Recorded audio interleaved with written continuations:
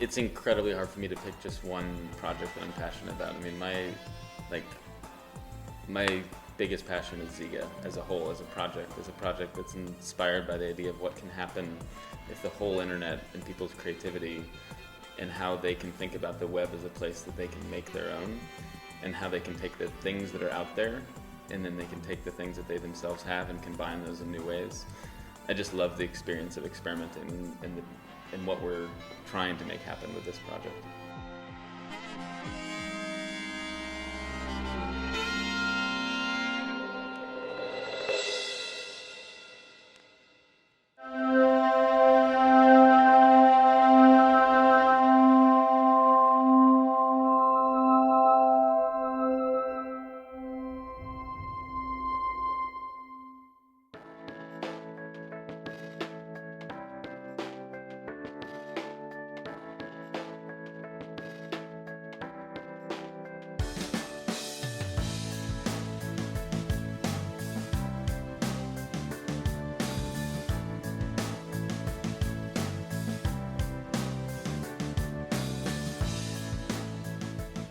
It's entirely in comic book form. My dissertation was a comic book.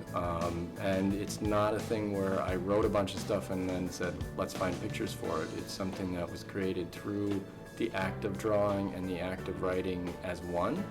So I really very much, it very much argues for the importance of visual thinking and visual making, but its genesis was through that as well. So had I written a text document and later drawn it, it would have been a very different, I would have gone in different directions, discovered different things.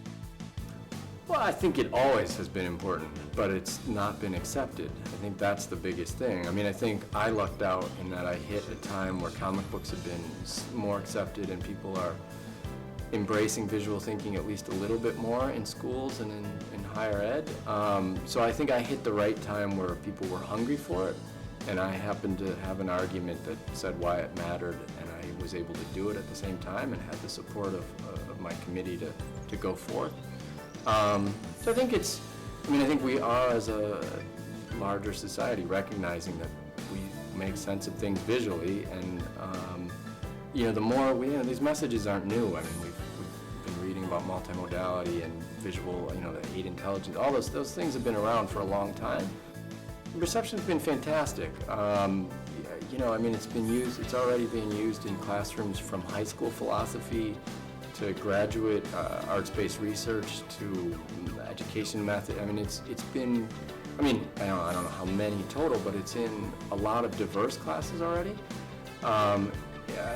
Reviews and all those things have been extremely favorable, so I'll take that. And I think there's just a big interest in it. I did an interview with a paper in Brazil, and they did a review in Germany. I think there's a hunger around the world to see different ways of what education can look like. I think there's a greater interest in comics now, so to see those two things kind of smashed together, I think people are excited about it, and I think hopefully not just the novelty, but what I actually did within that has been resonating with people, to sort of push them to think differently. I didn't make a comic book that made things simple. I made a comic book that kept things pretty complex and hopefully was designed to bring people into a conversation rather than to keep them out. I think if you can make the case for it, you should do it. And if you really, I think, part of my goal with this thing was to be the last person who had to argue for its validity, that the next person coming around would just be able to do it. And part of that also means is that instead of judging things about the form, that we're really interested in the quality of the work. So the form, I don't think, if you're doing something that doesn't relate to anything comics can do for you, and you just say comics are cool and I want to do this, but yet it'd be really a lot better if you did it with math equations or whatever. I don't think you should. I think you should really be conscious of using form to help your ends. So if the right person, if the person came to me and said, this is something I want to do, and here's why it really means something, and here's how I'm going to tackle it, then I'd say absolutely. And I'd hope that my experience could help them in some way to go forward.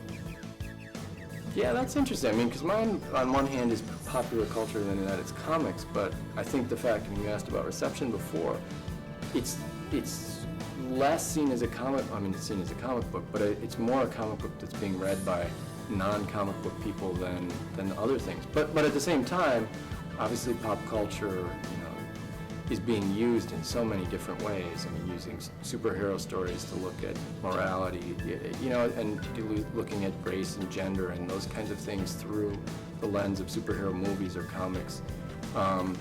So I think that's a really exciting time because I think, you know, I mean, these are things people sort of live in and breathe in, sort of bring them into, you know, to bring that kind of stuff that's part of their world already into classrooms. I mean, the thinking skills are the same, whatever you're applying it to. So I think it's only beneficial